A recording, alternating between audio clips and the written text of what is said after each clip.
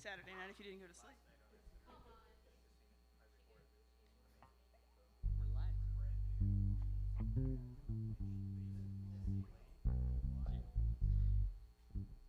Morning, everyone. Hope, where are you?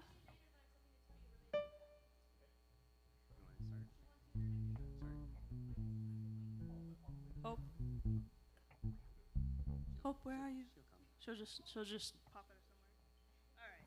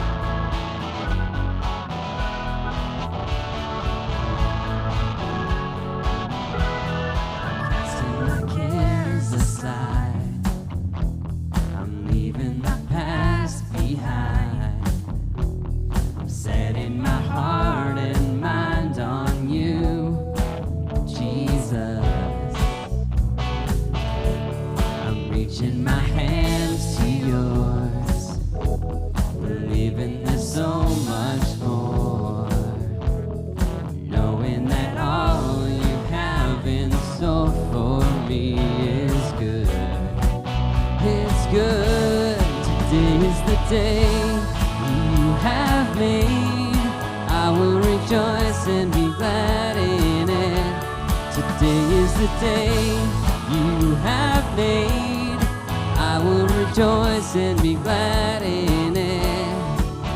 And I won't worry about tomorrow. I'm trusting in what you say. Today is the day. Today is the day. I'm putting my fears aside. I'm leaving my doubts behind. I'm giving my hopes and dreams to you, Jesus. I'm reaching my hands to yours, believing there's so much more, knowing that all you have in store for me is good. It's good. Today is the day you have made. I will rejoice and be glad in it. Today is the day you have made. I will rejoice and be glad in it. And I won't worry about tomorrow. I'm trusting in what you say. Today is the day. Today is the day.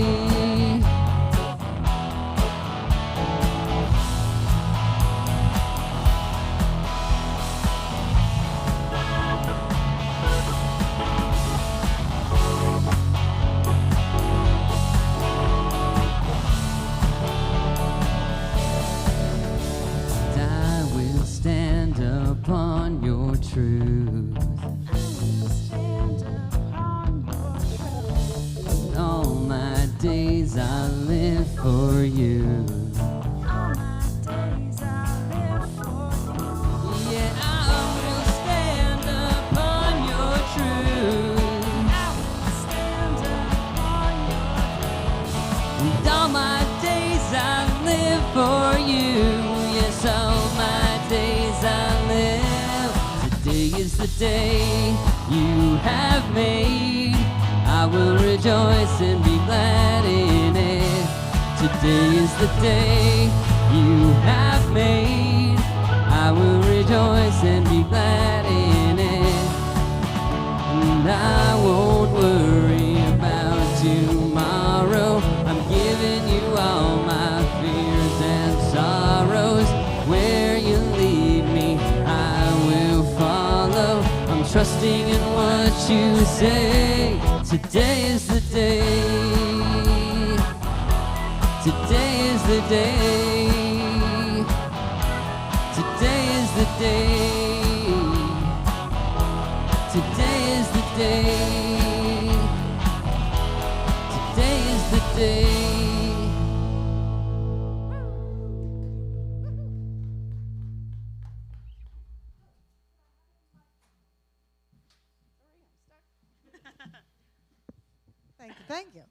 Thank you. We're doing this from the floor today because, ramps are a pain to put up. I have a PSA for us this morning, and not a joke. It's okay. It's okay. It's an important one.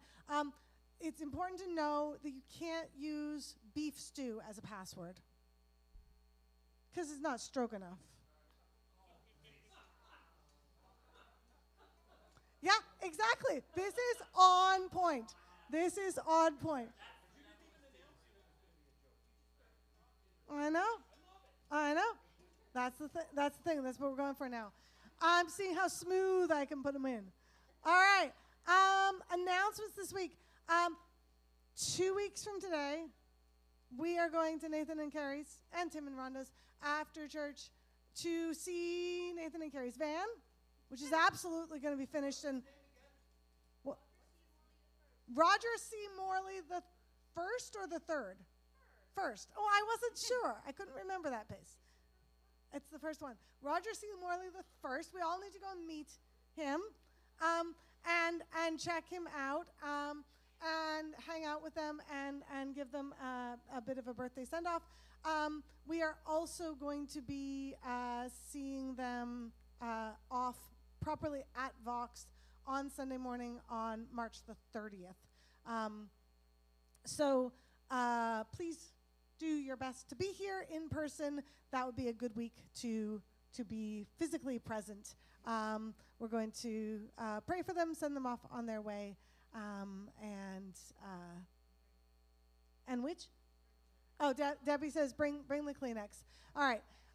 So that's announcements. We are also looking for some ideas for get-togethers for April. If anyone has them, please shoot them my way or Roy's way. And I have all of your tax receipts. You'll get them soon. That's it. Paper ones. The paper ones are coming. If you donated directly to Vox, they will come to you. If you donated on Canada Helps, don't come to us. They don't come through us. Go onto your Canada Helps account, and there's a spot where you can download your tax receipts from last year. And it seems like it's worthwhile mentioning, if you're not donating yet to Vox, those are two ways you can do that. Just in case you didn't know. And that includes those of you online, because we love that you join us. We see that you join us every week. It does cost something for us to make sure that you can join us, and we would love to be able to keep doing that for you. So there you go. Birthdays this week. Apparently, someone named Bev goes to this church. And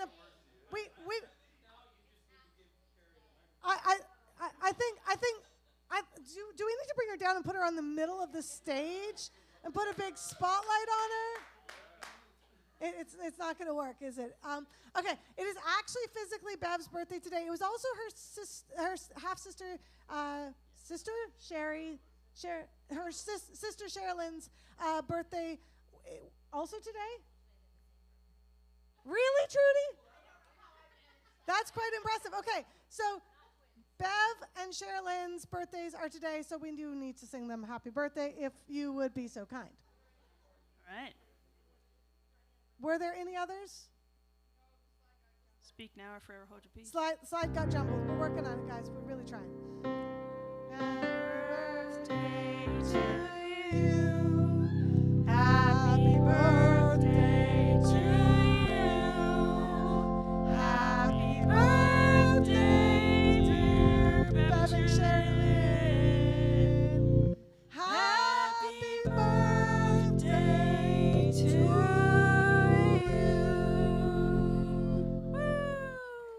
All right, awesome. We have all sorts of snacks and goodies in the other room. Please help yourself, and we will return shortly.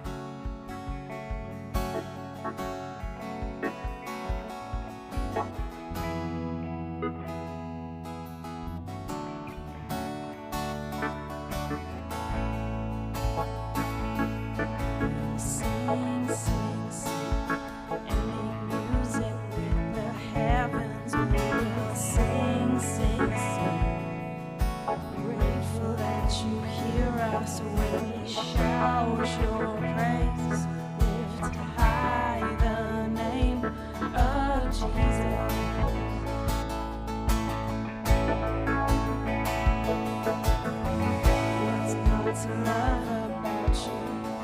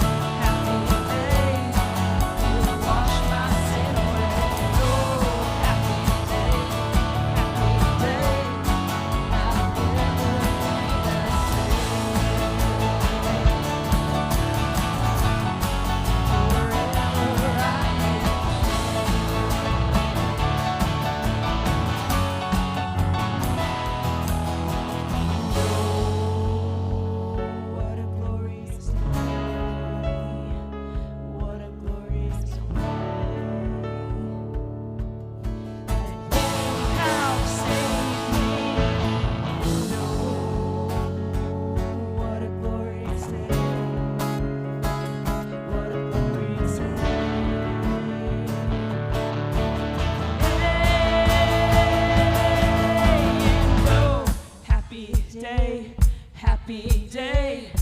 You wash my sin away. Happy day, I'll never be the same.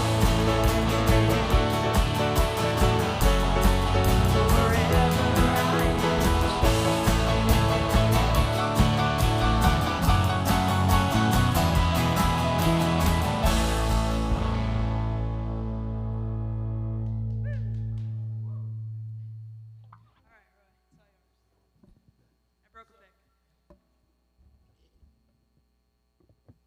a pick. I kind of like want to do like a Kramer entrance or something.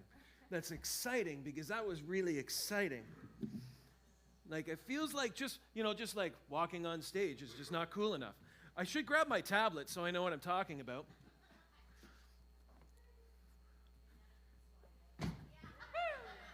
That's about all you're getting. I just about threw my back out right there. Just saying.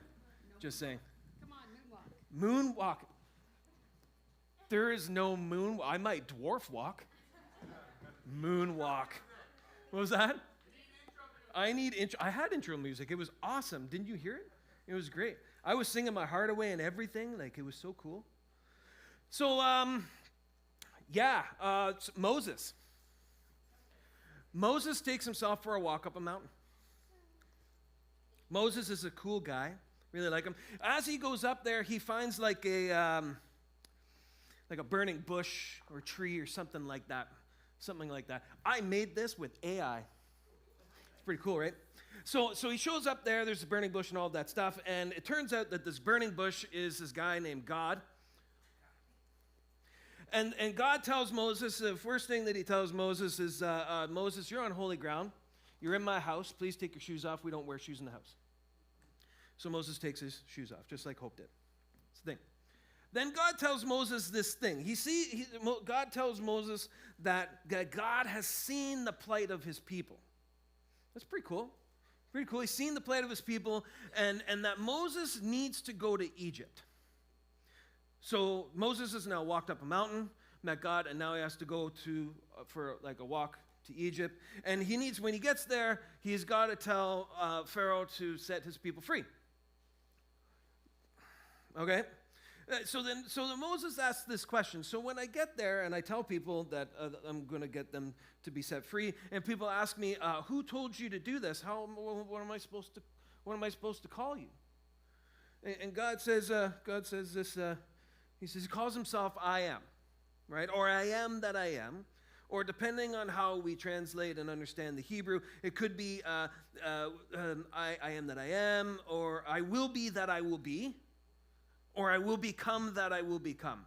This is like all-encompassing kind of thing. You wouldn't expect anything different from God, right? That's the thing. The thing that's interesting to me about this whole idea that who I will become and all of this kind of stuff is it's a verb. So in the Hebrew language, it's actually an action word. It's not this stationary kind of thing that's unmoving, which is weird because we think about God differently than that, I think, at times. But God isn't stationary. God's a rather busy individual now. Like, yeah, he's done all the creating and stuff like that, but now you've got to like manage it. You can't just like can you imagine if you created a child and then just see what happens? I don't think that works very well. I know like when I try and get Quentin to like maybe do the dishes, kid's great. He does a really good job, but if I don't like start off with, I need you to empty the dishwasher first and then fill the dishwasher, and then please do me a favor and wash the dishes and the pans and stuff like that, right? I get an empty dishwasher and a partially filled dishwasher, and that's about it. That's okay. He's a teenager. He has ADHD. I don't expect much more than that. But imagine if God was just like, go and wash the dishes, Roy. Right. Sure. That's, yeah. So I can't remember to clean the filter in the dishwasher. So I'll do the dishes. Anyways, I'm getting off topic here. Anyways, I'm trying to throw myself under the bus. But so God tells Moses to go do stuff, but Moses is busy too. Like, it's not like he doesn't have things to do. So Moses is already doing things, and Moses now has to go do other things. That's Cool? Okay, so what? Well, we also have this other guy as Christians that we follow named Jesus. And Jesus does some things too, right? And as Christians, we're called to become more like Jesus, right? That's kind of like a big part of becoming it. And we're told that somehow, with that, Jesus is both fully man and God at the same time. He's fully human and God at the same time. And if God is working and moving and doing things, and Jesus is working and doing things, and Jesus is both, both fully God and fully human, then what does it mean that Jesus is teaching us to be more like him, more fully human?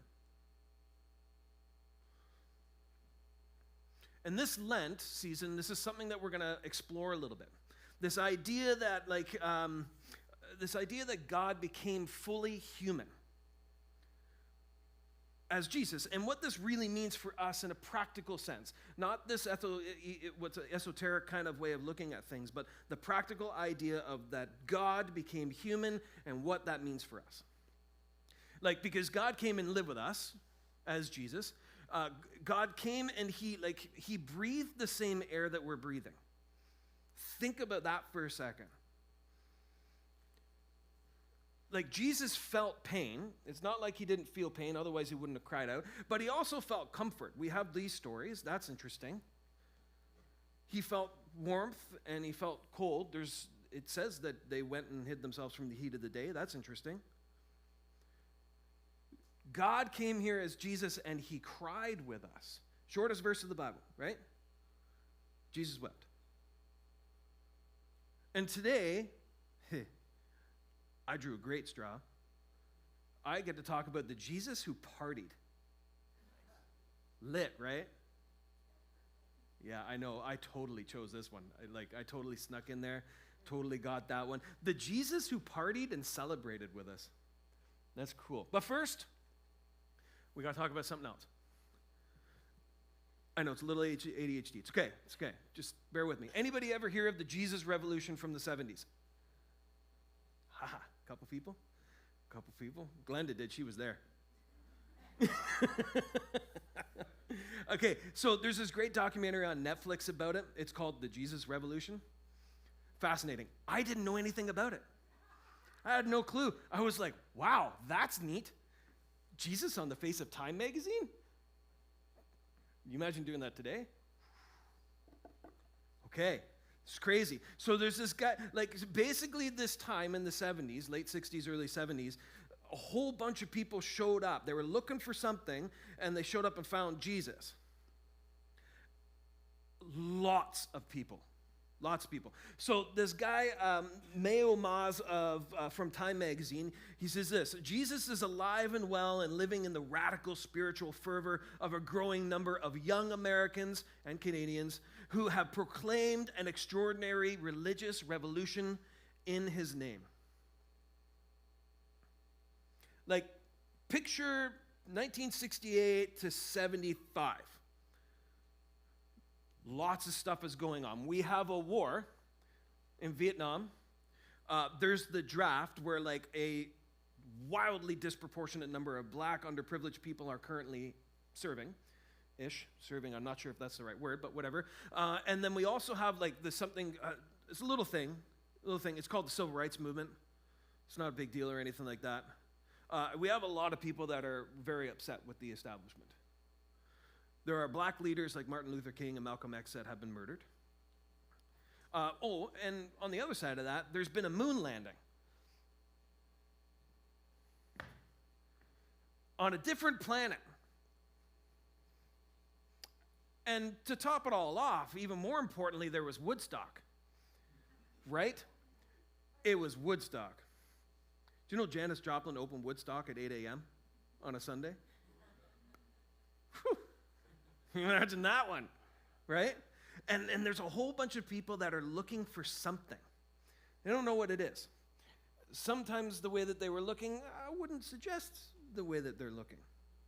Now, as often is the case with the Jesus Revolution and a lot of other things, there's a lot of really good stuff that came out of it. There's a lot of bad stuff that came out of it, like prosperity gospel.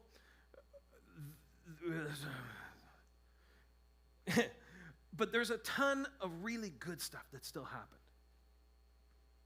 Like, for instance, let's be honest, the entire way that we approach worship music today comes from this moment right now. I didn't know that. There's these two guys, and these two guys, they couldn't be more different from each other. There's a guy named Chuck Smith and another guy named Lonnie Frisbee. They don't look the same. Clearly, they are living in different brackets of society, right? So these guys get together and they start They start talking about Jesus. And suddenly, hordes of these crazy Jesus hippie-looking people show up at Chuck Smith's house and church, and they're looking to connect with God and find God in this moment. And we called these people, well, I shouldn't say this. Other people called these people Jesus freaks. I wouldn't call people I would totally call all of us Jesus freaks. Call them Jesus freaks. And it was the start of something like really new. And we're talking like tens of thousands of people came and gave their life to Jesus. That's one day. That's crazy. This is amazing. Now, if you know anything about church history, which I didn't until I read some stuff, Chuck Smith and Lonnie Frisbee, there's a whole bunch of not so great things there as well. Really great stuff. And we have cultures now today that are really good because of it. We also have stuff that's really not so good because of it. And like, here's the deal. If we're being totally honest, this movement is one of the reasons, good and bad, that this church, Vox, exists. Go watch the documentary and you'll see what I'm talking about. And if we're being really, really, really, really honest, it may be hard to say this, good and bad, it's one of the reasons why probably everybody has walked through this door.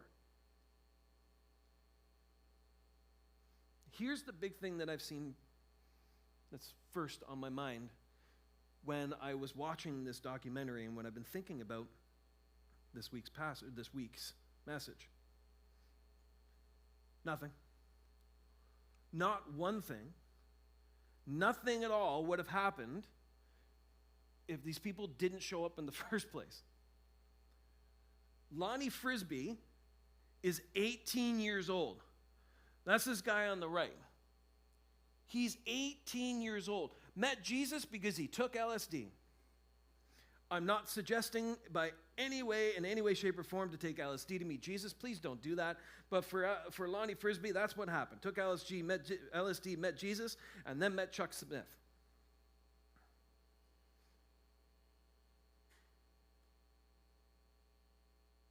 He felt God calling to him, and he sat down with Chuck Smith, and then a whole bunch of Jesus freaks showed up at the door. Changed the face of Christianity forever. Chuck Smith is 41. At the time, so he's 2 years younger than I am. I'm going to say that Chuck Smith looks a little bit older than 41. I don't know what they're putting in food today that they weren't putting in food back then. But so Chuck Smith is 41 years old, and he's pastoring a church about this size. They're a little bit conservative, but he's pushing the envelope a bit. Crazy thing is like these people start showing up, and like I don't know why, why you would have this idea, but Chuck Smith basically just opened the door and let all these people in.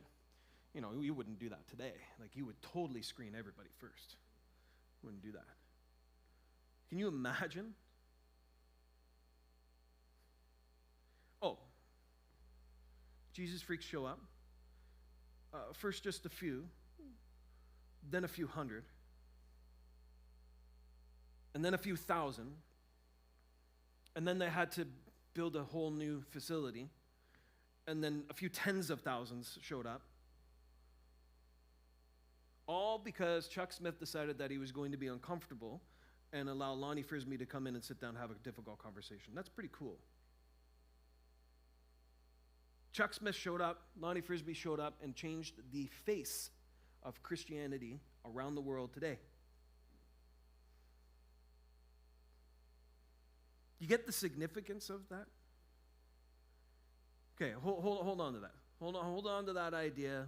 Chuck Smith showing up and Lonnie Frisbee showing up, because we're going to jump into Scripture, sort of, and we're going to talk about the wedding in Cana, but we need to preface this with another little bit of a story first, okay? So John the Baptist, we all know who this is. He's basically been sitting there, and he's just baptized a whole bunch of people, and he baptized Jesus. And then John the Baptist starts testifying about who Jesus is as an individual. Okay, who Jesus is, and he's telling all these people about who Jesus is. And then Jesus picks up a couple disciples. They're John's disciples, but that's okay, because John is now at the point where he's like, no, go follow him, don't follow me. So they start following Jesus, and first it's a couple guys, Andrew and Peter. And they head off to a place called Galilee, and that's where they find my favorite disciple, Philip, and another guy named Nathaniel. Not our Nathaniel, different Nathaniel. And the five of them, now they head off to Cana. Jesus and his plus four, they all show up at this wedding that Jesus has been invited to. And this, I get a sense that maybe this might be one of the reasons why Andrew and Peter were so easy to kind of get along, because Jesus was like, hey, I'm going to a wedding, there's free food and wine. And Peter and Andrew are like, okay, I'm in. We'll see what happens. I don't know. I have no idea. So there's a big problem, though.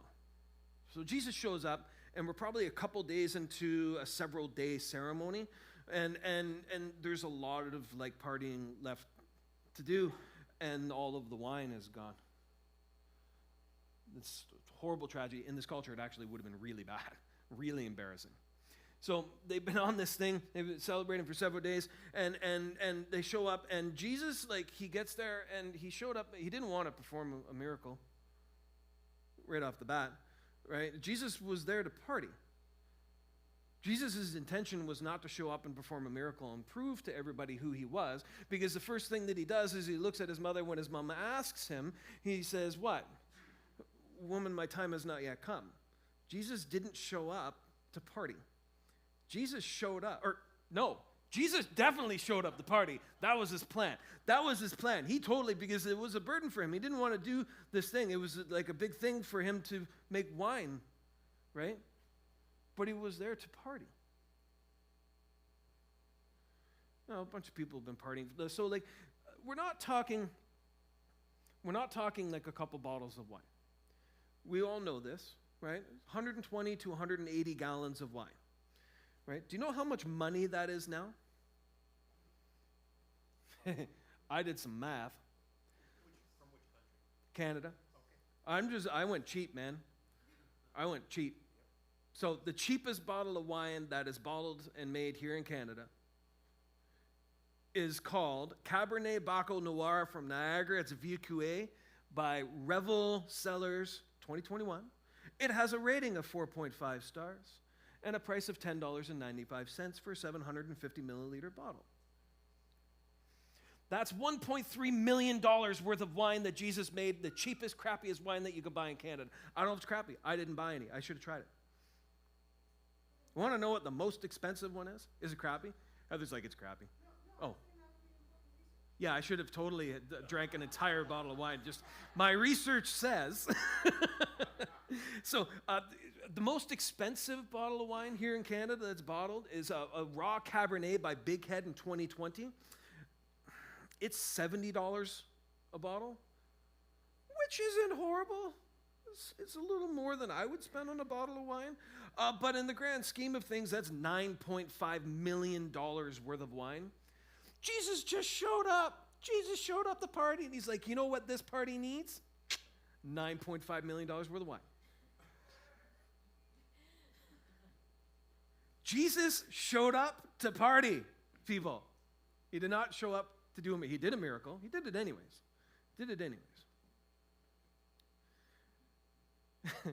Jesus was here to partay. And then my brain wandered on a whole bunch of weird stuff. I wondered, did Jesus enjoy the wine that he made? Because he could have made the cheap wine if he wasn't going to drink it. So my assumption is, if I'm going to make really good wine, I'm going to drink some of the wine. So did Jesus enjoy the wine that he made? I don't know. And then there's this other thing that kind of hit me, like talk about rabbit hole. So Jesus is like along the lines of the house of Judah, and well, like he's the Lion of Judah, which is a descendant of David. And David liked to dance naked. Remember, it's in the Old Testament. David did it. Or did Jesus? Jesus didn't dance naked. That's for sure. We know that. But I think maybe he danced. Jesus came to the party to dance and make wine. I think that's awesome. That's the kind of Jesus I want to hang out with. He solved a very serious problem for this group of people, and in the process, Jesus got to party for a couple more days. I think that's great. But why does it matter? Why does it matter?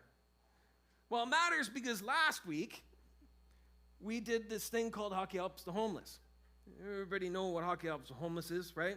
Some of you were there. I saw you. I have pictures. Your picture will be up on the screen, just so that you are aware. I should have got you all signed the waivers. But anyways, so we did this thing, and it raised a lot of money.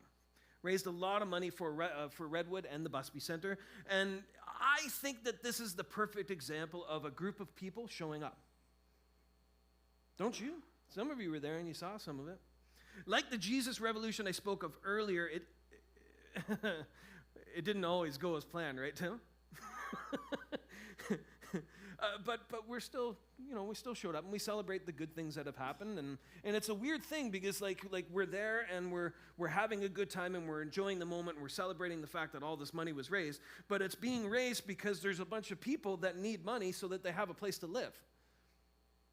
Yay! What do you do with that? I don't know. Okay, all right. So I don't know, so I decided to invite somebody up here who actually does know. Tim, you want to come on up? Grab your chair. I'll get you a microphone. So this is totally, we do not have an interview planned. So we're going to have a conversation, and what I want to do is, if at all possible, leave it open for you guys to ask some questions if need be.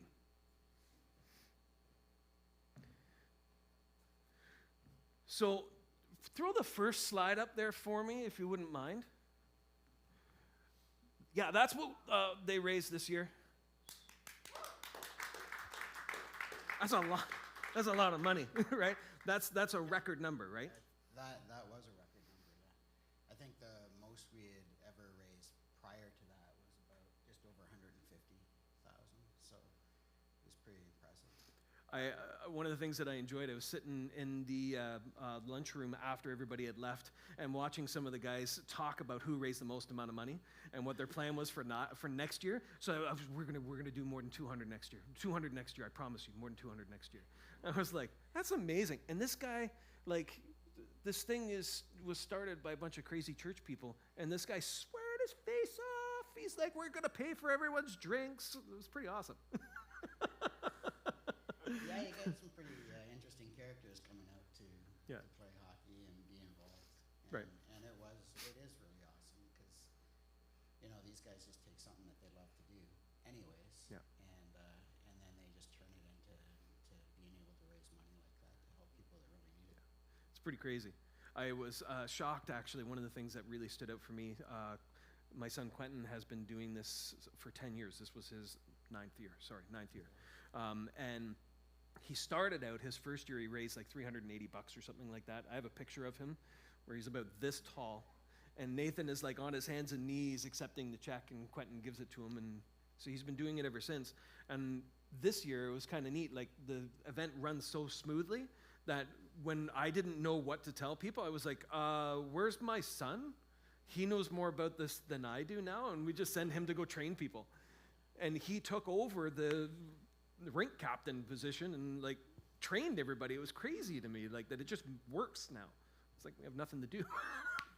Yeah, we've had that issue the last couple of years. The last couple of years, we just had so many volunteers because we were used to making sure we had lots of volunteers, and we noticed that a lot of volunteers ended up not having a lot to do anymore because it ran so well on its own. So this year was no different. Like it really did run itself in Yeah. some ways. I mean, we couldn't do it without the volunteers and the people for sure, but just everybody kind of really just knows how it works and what needs to be done, and they have so much knowledge now too, so they can share with others that are new and train, and that's pretty cool. Yeah, it was cool.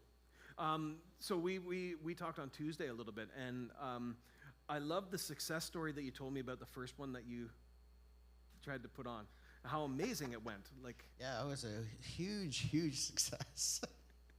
So the very first year that we tried to do this, Hockey Helps the Homeless is a national organization, and back 11 years ago, they were only in the NHL cities. And the way it works is it's a whole bunch of pro players that come, and we put 2 pro players on each team, and we have 10 teams, and they all get to play together. They get to be treated like a pro for the day. But 11 years ago, they were only in NHL cities, and Jennifer Van Gennep, who's not here this morning, and I got in a car and we drove down. And we met with the then CEO Gary Scullion, and we talked him into coming to Barrie as an OHL city and just kind of talk through why. And actually, what was really cool about it is that got them launching their tournaments across the country in many of the OHL cities that they, or other junior hockey league cities across the country that they hadn't been in before.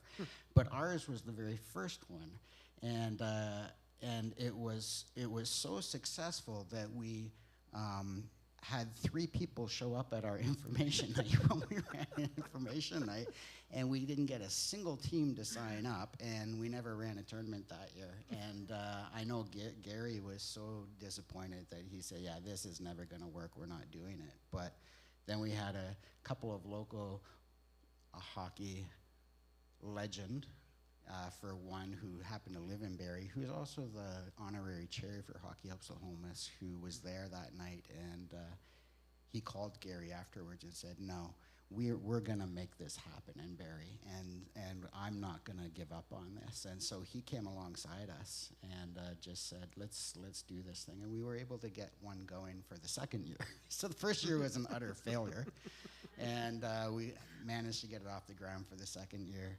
And I think we raised a total of about $60,000 total. And so I think the Busby Center got like 32,000, and we got 32,000 or something like that. No, not the very first year, the very second year that we did it. Well, that's the thing that's pretty cool, because Redwood had 0 budget back then. It was even before we had our first property open at United House, and we had no budget, we had no money, we were negative, I don't know, however many thousands of dollars. And that was the first time when Hockey Helps the Homeless that year, and we got a check for $32,000. It was like, it was unbelievable. Like, what are we gonna do with this? Like, we can actually make some plans and figure something out and do something. And that was like, if that had not happened, I don't know if Redwood would have ever actually ended up happening at the end of the day. it's pretty crazy. I remember the first year that we were there for it, and I was doing bag drop, and Patrick does bag drop now. It was like minus 35 with the wind chill my first year. It was like insanely cold. Nobody had any idea what they were doing. Like it was totally new kind of thing. We had 1 million volunteers. There was like, I don't know, 30 people for bag drop. It was awesome. I think I carried 2 bags. My entire job was make sure things didn't blow away because of the wind. Like it was nuts. And so the tags that they have now, they didn't have back then. And we were using like pieces of paper and trying to mark it all down and stuff. So I started cutting stuff up and stacking it underneath of hockey pucks. Right? And then, so now that is how they do it, how they train people around all of the other Hockey Helps the Homeless things. It's kind of cool. Like, I was talking with Rick, and he says, yeah, like the stuff that we have learned from the Barrie Hockey Helps the Homeless that has impacted everybody else now for every other event that we do. Like, he says, like, we do it this way because it works so well because you guys did it that way. It's fascinating, you know? Like, and now, so what are we at now? What was the number? 1 point something million in total in 10 years? So our total, now that we've run 10 tournaments, our total is 1.25 million that's been raised right here in our local community. It's amazing. Yeah. It's literally crazy, people. Like, it's insane. Yeah. You have numbers for, and I'm in the numbers mode this past week. You have numbers for how many people this has impacted for in Simcoe County, right? Do you know off the top of your head, or am I throwing you under the bus? Come on, Tim. It's a lot. I don't know the exact number, but I can tell you. I mean, the very first, we still use the Hockey Helps the Homeless money actually to support what we're doing at our very first 5 units that we built with, which is United House, and that's what opened, that many years ago. And just at United House in those 5 units, we personally, Redwood, has supported over 169 women and their children to move forward and to get out of really difficult situations and get jobs. And when you look at what the Busby Center is doing and the need that's growing there, literally, I would say over the last 10 years, probably over 10,000 people specifically have been touched in some way and helped and fed or clothed or sheltered or housed, and it's and that's really the heart of it. Like, the money aside, forget about the money. Like, I mean, you need the money for that to happen, but the amount of awareness that has happened in our community because of this, the number of people that had no clue that were able to get involved in something that they love to do, and now they keep coming back year after year. They keep telling their friends. They get their friends, their families, their neighbors to raise money, and now they know, and now you've got a whole community of people that are doing everything that they know how to do and can do. And it's kind of going back to what you were talking about earlier, just because they showed up. Like, they didn't know, they'd never played in a hockey tournament like this before. We never ran a hockey tournament like this before, so I don't know, like, we just show up and figure something out, or show up and see what happens, or, you know what I mean? Like, the idea of just showing up and then crazy stuff happens because you're there and you can be part of it. In some way, and not just this, like anything, just being present suddenly transforms your life into doing something that you've never done before. You have no idea what to expect. You don't know what's coming, and then something happens and you think, oh, like, I could help with that little thing, and next thing you know, you've got this crazy thing. Yeah, it's as we're sitting here talking, I'm thinking, like, okay, so we have only got so much time, but Cole's notes version of, like, you felt the call and go. You felt the call from God, and it's like, I'm going to do a thing, and I have this idea to help. It's funny, actually. I know we were talking about this a bit, but I really didn't have an idea. Okay. I kind of had this, like, this sense, like, I gotta do something, but I don't know what. So for Redwood specifically, Rhonda and I were volunteering at the women's shelter on weekends, just helping families, women and their children, move into what we thought was going to be new hopeful housing. And the places that we were moving into were just awful. And I couldn't believe that we were doing that. I felt bad about doing it. I didn't want. I dropped somebody off, and I'm like, well, I can't leave them here, but what choice? Because the places were awful. They were super, super expensive. The landlords were horrible. And, I've told this story before. I kind of thought, well, with Nate, I had a conversation with Nathan, and he was with me at this time, at this one that we did. That was just kind of the breaking point. And we talked about, well, do we start a charity going around breaking kneecaps of derelict landlords, or do we do something positive, right? Like, well, I don't know, flipping tables at the temple? I wasn't being facetious. There are possibilities. It was nightmarish. And I couldn't get it out of my head. I was so mad for such a long time about somebody's got to do something about this. Somebody's got to do something about this. And then I got to a point where it's like, well, maybe I should do something about this. Anyway, but it was again that idea of I just got to a point in my life where it's like, okay, God, you've got my attention and I'm here. And I think that's what it is. Like, I'm here. Yeah. I don't know what you want from me. I don't know what this looks like. I don't know where it's going to go. I don't know anything. But I'm here, so now what? Yeah. And that's really the attitude that I've had, you know, all the way through. I still do. I still get up some mornings and say, well, I got no idea what to do or how to do this thing today, but I'm going to show up and we'll see what happens. And I still have that attitude.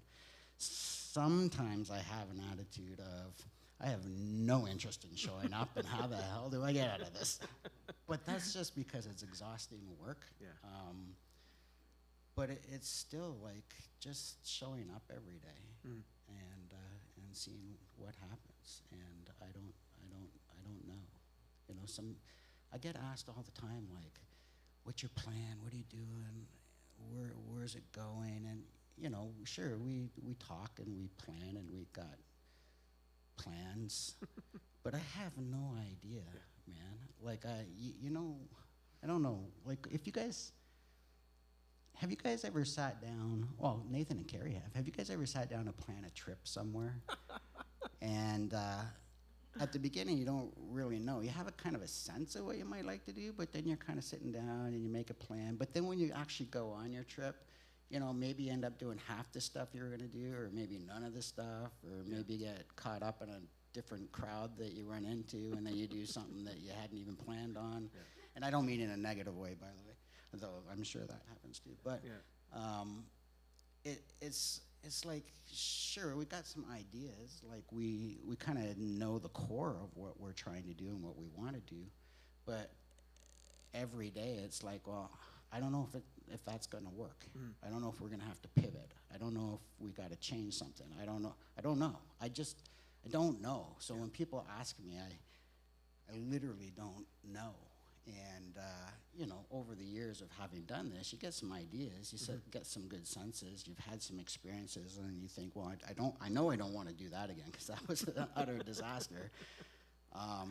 And that frustrates some people, right? Like, you know, if you don't have a plan, how can I get behind you and support you? And often my conversation is, well, why don't you just come along with me? Like, let's just walk through it together and see what happens. A lot of people don't like that answer either. They want surety. They want to know, you know, what the thing is and what they're doing and what they're supposed to be doing and how they're supposed to be helping. And unfortunately, with what we do at Redwood, the answer still stays, well, we have a sense of some of the things that you can do, but we don't really know till we get going. And then there's going to be a whole bunch of stuff that we're going to ask you to do or want you to do that that you never signed up for. You know what I mean? It's just the way it is. And we try to keep it that way to some degree. Sure, we could probably sit down and make a whole bunch of plans and stick hard and fast to it and say, this is what we're doing and this is how we're going to do it and this is the way it works. And sometimes there's a few things you have to do that with, and sometimes there's not. But often, you think about Hockey Helps the Homeless, group of people showed up and said, okay, can we do something? And then we start to do something, and then some more people show up with some different ideas and some other thoughts, and then we do some more, and then next thing you know, it's just kind of running itself. And Redwood, to some degree, is doing the same thing. It's sort of running itself. Right now, it's a bit difficult because we just did a great big huge new build that went $1.8 million over the budget, which is not part of the plan. Right. And that hurt a lot. And, you know, it was, for the most part, unavoidable because it ended up happening all through the pandemic. Right. And, you know, it was brutal. Still is cleaning up the mess of that after effect, which hasn't been fun. But again, we didn't have a plan for being $1.8 million over budget. So now we're trying to figure out, well, what's our plan to fix it? It is funny. I remember when Lucy's Place, when you guys were doing Lucy's Place, because it was like kind of like right in the middle of the pandemic as well. It started and then like dove into that. And I remember hearing the stories in the background because my shop was at Community Builders and there was all of that going on, right? So I remember hearing the stories and I was like, I wonder what people are going to think about 3 years, 5 years from now, looking back at it, right? Like I can imagine, I know most of the people that were involved in United House right at the beginning, right? Most of them were from here, if not all of them, I think. And it was just like... Yeah, when we started, Yeah. Everyone was. Yeah. Everyone. And it was church no bigger than this, right? Well, we all had our children there too. Like Mike is Slave sitting labor. up there, and Tessa, and they were literally like, I don't know, 5, and they were there. They showed up. They were taking staples out of the floor so we could put down new flooring and all that kind of stuff. I kind of like I'm kicking myself. I should have had Micah and Tessa up here too because I want to know what it feels like now looking back at that. But no, like so I think like you have a whole bunch of people that showed up and just kept on showing up and we celebrate about that now, but looking back at it because like it was look at how amazing all of the amazing things, right? But I can the ups and downs in the middle of it remind me of that story at the wedding. There's ups and downs in the middle. I can't imagine what the father of the bride's feeling was when they poured the last glass of wine. Like you're in the middle of Panic. Right. Panic. I think I can have an idea what that would feel like. Yeah, you're in the middle of partying and celebrating with all these people, and there's an expectation, and oh my goodness, this is happening. And then, like, somebody showed up, and then that person said, hey, I know somebody who can do some cool things, right? So Jesus' mom showed up. Hey, my son's a pretty cool dude. He can do some pretty cool things. Let's go and ask him. And he said no, and then she was like, just bring it over anyway. So then the servant showed up and did the thing, right? So all of these people got the party because people just showed up. That's rad, right? So like when I think about so that started, everything started with that, you guys just showing up, and then you just kind of kept showing up? Like That's all. That's literally all. And then we asked other people, hey, do you want to show up? yeah, because like but literally, like, we were so at the end when we were trying to open our first property, United House. It was just a small group. Like, I think there was 10, maybe 12 of us here from the church, and we were all volunteers. Like Rhonda and I have been volunteers at Redwood. We weren't paid at all. We were just volunteers for the first 11 years that Redwood existed. But aside from that, we were all volunteers. We just kept showing up. We all had jobs. We were all busy. Well, actually, there was a period in there where most of us didn't have jobs, right?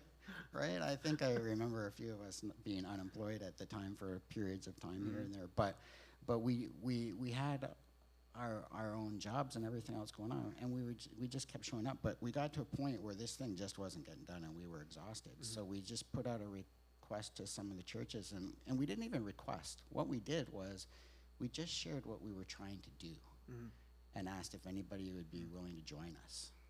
And then the very next day, the very first time that we talked at a church and did that, I think like there was the very next day, like I think 8 volunteers that showed up and said, hey, how can we help?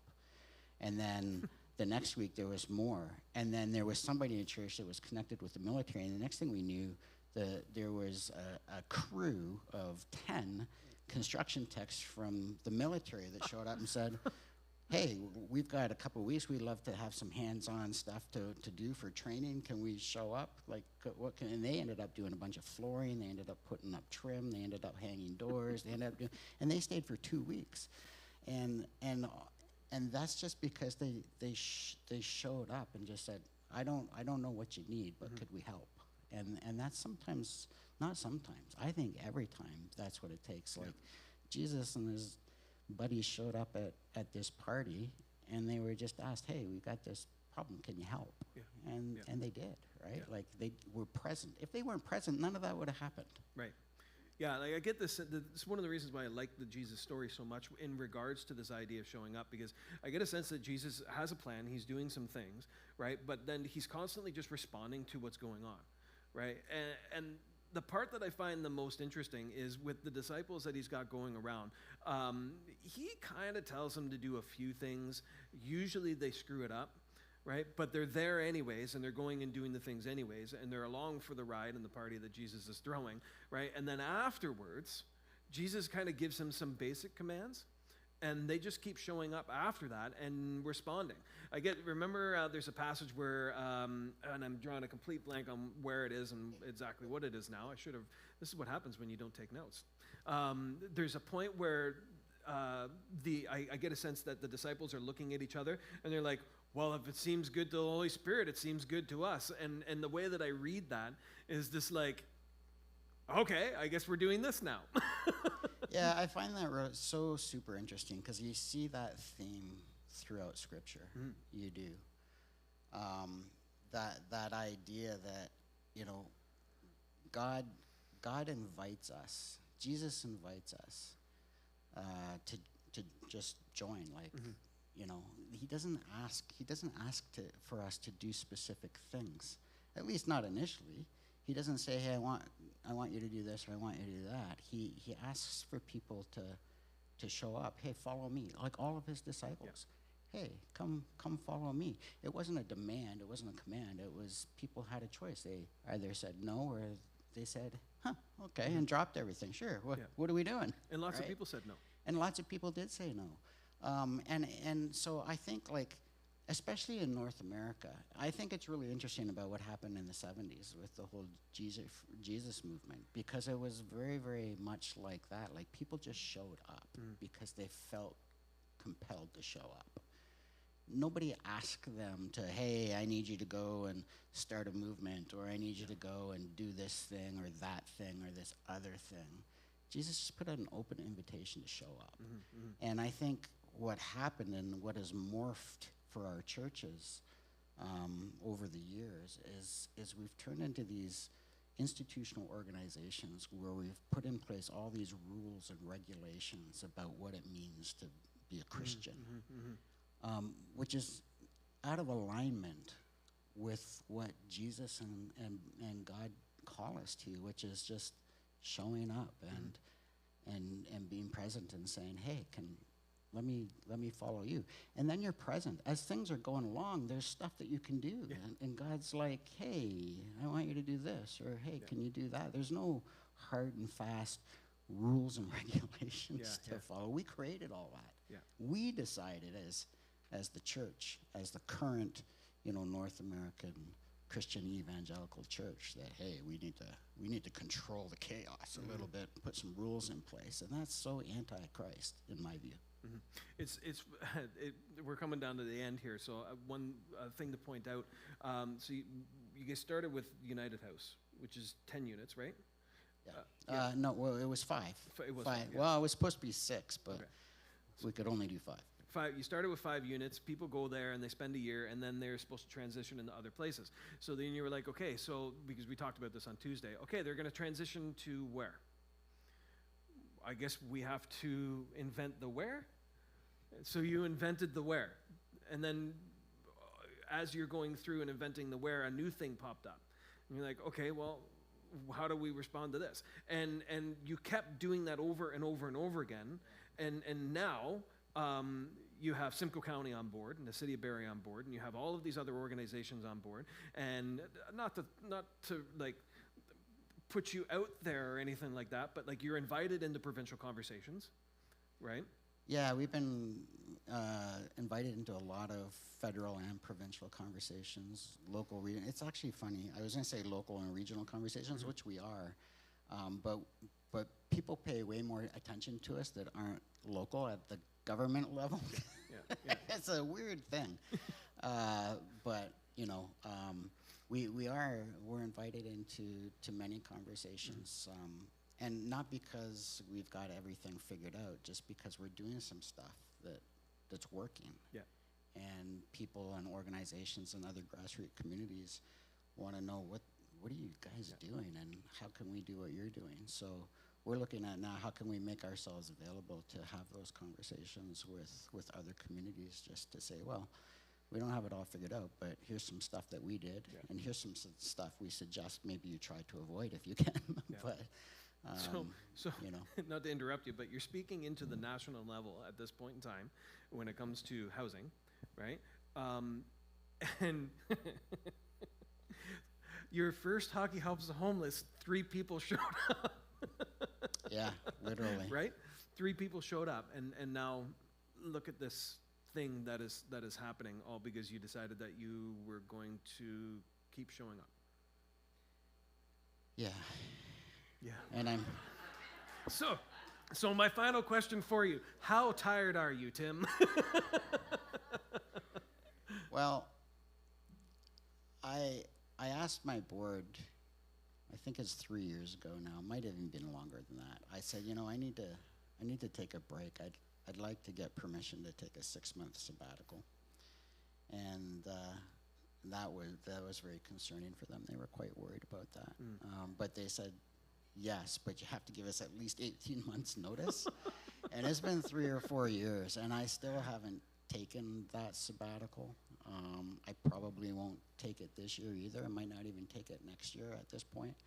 Not because I don't want to. I'm feeling a little bit more positive and energized than I did when I asked for that. But it is tiring. Like, I think the thing that's most tiring is the frustrations of the day-to-day pieces that we get sucked into instead of just continuing to show up and be present and keeping in that mind space. It's really hard to stay there when you got all these little annoying daily things. Well, you need to deal with this, or you need to deal with that, or, you know, in my case, for me personally, it's usually dealing with banks and finance organizations, and that sucks the life out of me so fast. Yeah. And that's the thing that I find most exhausting, is trying to convince people that, and I don't know, I'm still working through that. Maybe I should stop trying to convince people and just go back to, this is what we're doing, man. Show up or don't, but don't waste my time because I'm busy. You know what I mean? Like, I don't know. I'm still working through some of my attitudes around that stuff, but I'm tired, yeah. Yeah, so 2 minutes or less.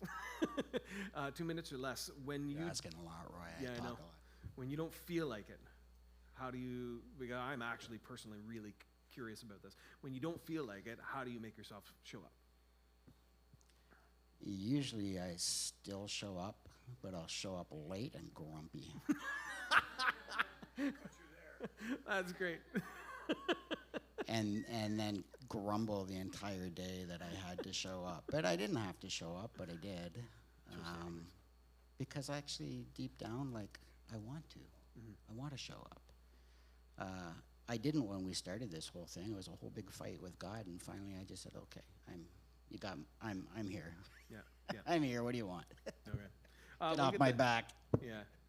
We'll get the worship team to come up now. I hope this resonated with you. I had an idea, and Tim and I were chatting about it, and I was like, how cool is it that these people just kind of showed up on a Friday afternoon, and in the process of showing up on a Friday afternoon, they got to be part of something crazy that is, on a national level, is now impacting people on a daily basis, all because a couple crazy people at a church decided to show up, right? So I don't know what this means for you.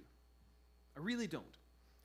But that's about the end of my practical expectations for what this means to follow Jesus as a person who decided to party. If you have questions about it, just ask me. If you're online and you want to talk about it, send me a message on Facebook or something like that, and we'll do that. So I'll pray real quick. Father, it's a weird thing to show up when you don't want to. I don't know what that looks like for everybody. There are times when I don't want to show up and all of that stuff. I never regret showing up, for the most part, maybe the odd family gathering. But Father, can you teach us to show up with energy? Can you teach us to show up and listen and be prepared for you and to follow you without our own agenda? Whatever that looks like. And there's a great saying that Tim once said that, like, if we're afraid to get out of the boat, would you throw us out? In Jesus' name, amen.